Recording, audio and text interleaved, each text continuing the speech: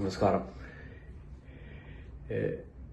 UAE വാറ്റും corporate ടാക്സും എല്ലാം introduce ചെയ്തതിന് ശേഷം ഇവിടുത്തെ ഫെഡറൽ ടാക്സ് അതോറിറ്റി ഇടയ്ക്ക് പുതിയ നിയമങ്ങളും പുതിയ നിർദ്ദേശങ്ങളും പല തീരുമാനങ്ങളും മാർഗനിർദ്ദേശങ്ങളും ഒക്കെ ഇറക്കാറുണ്ട്.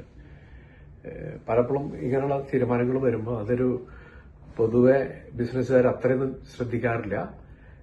പൊതുവെ കൺസൾട്ടൻസ് ശ്രദ്ധിക്കും, അവർ പറഞ്ഞു തരുന്നുള്ള നിലയ്ക്കാണ് പലരും അതിനെടുക്കാറുള്ളത്. പക്ഷേ ഇപ്പോൾ ഇറക്കിയിട്ടുള്ള ഒരു ഡിസിഷൻ നമ്പർ 13 of 2026 ആക്ച്വലി ഇത് പല നിലയ്ക്കും വളരെ പ്രാധാന്യം അർഹിക്കുന്ന ഒരു ഡിസിഷനാണ്. ഇത് പ്രത്യേകിച്ചും ചെറുകിട കൺസ്ട്രക്ഷൻ കമ്പനികൾക്കൊക്കെ വളരെയധികം ശ്രദ്ധിക്കേണ്ട പല കാര്യങ്ങളും ഇതിലുണ്ടെന്ന് പറയാം.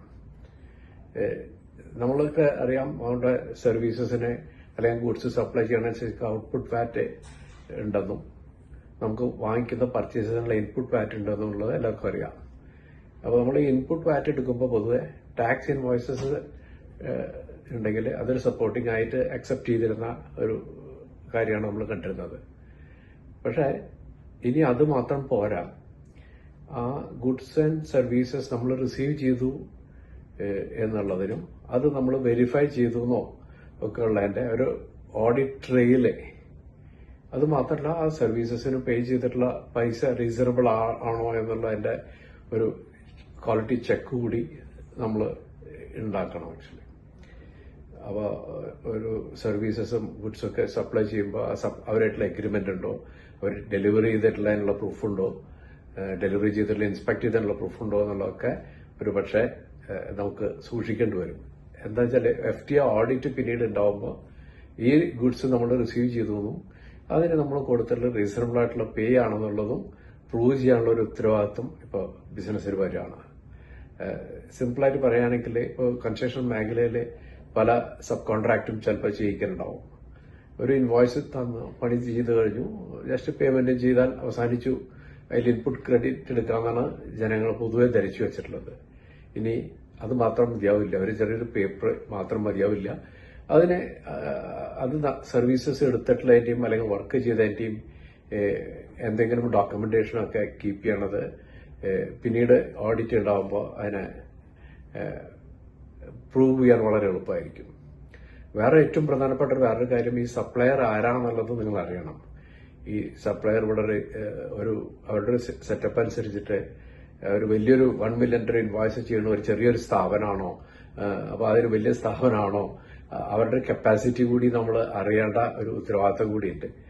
അപ്പോൾ ബോഗസ് ബില്ലിങ്ങോ അങ്ങനെ വല്ലതും ഉണ്ടെങ്കിൽ അത് ട്രാക്ക് ചെയ്യാനും ഇത് സഹായമാവും.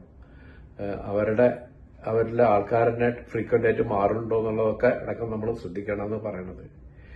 പലരും ഒരു ടാക്സ് ഇൻവോയ്സ് ഫയലിങ്ങിനൊക്കെ ഇപ്പോഴും എക്സലോ അതുപോലുള്ള ടൂൾസൊക്കെ ആവും ചിലപ്പോൾ യൂസ് ചെയ്യുന്നത്. പക്ഷെ ഇത് നമ്മൾ കൂടുതൽ ഓഡിറ്റ് ട്രെയിൽ കീപ്പ് ചെയ്യണതിന്റെ ഒരു ഉത്തരവാദിത്തം ബിസിനസ്സിൽ വരികയാണ്. പ്രോപ്പറായിട്ടുള്ള സിസ്റ്റംസ് ഉണ്ടെങ്കിൽ കുറെയൊക്കെ ഇതിനെ അഡ്രസ് ചെയ്യാൻ പറ്റും. പിന്നെ വേറൊരു കാര്യം ശ്രദ്ധിച്ചിട്ടുള്ളതെന്ന് വെച്ചാൽ, നമ്മൾ പലപ്പോഴും ബിസിനസ് ചെയ്യുമ്പോൾ നമ്മൾ പരിചയക്കാരുമായിട്ടുള്ള കുറെ ലോങ് സ്റ്റാൻഡിങ് റിലേഷൻഷിപ്പ് ഉണ്ടാവും. അതിനനുസരിച്ചിട്ട് അവർ ബില്ല് തരും, നമ്മൾ പേ ചെയ്യും, അങ്ങനെയുള്ളൊരു സിറ്റുവേഷൻ പലപ്പോഴും ഉണ്ടാവും. പക്ഷെ ഇതൊക്കെ അത് പിന്നീട് ഒരാൾക്ക് പ്രൂവ് ചെയ്യേണ്ട ഒരു ആവശ്യം വരുമ്പോൾ അത് സഫീഷ്യന്റ് ആണോ എന്ന് നമ്മൾ സ്വയം പരിശോധിക്കേണ്ട ഒരു ആവശ്യമുണ്ട്. ഈ ഇൻവോയ്സിംഗിലേക്ക് മാറിക്കൊണ്ടിരിക്കുന്ന UAE അത് നാച്ചുറൽ ആയിട്ടുള്ള ഒരു സ്റ്റെപ്പ് തന്നെയാണിത്. അപ്പൊ എല്ലാവരും വളരെ ശ്രദ്ധയോടുകൂടിയിട്ട്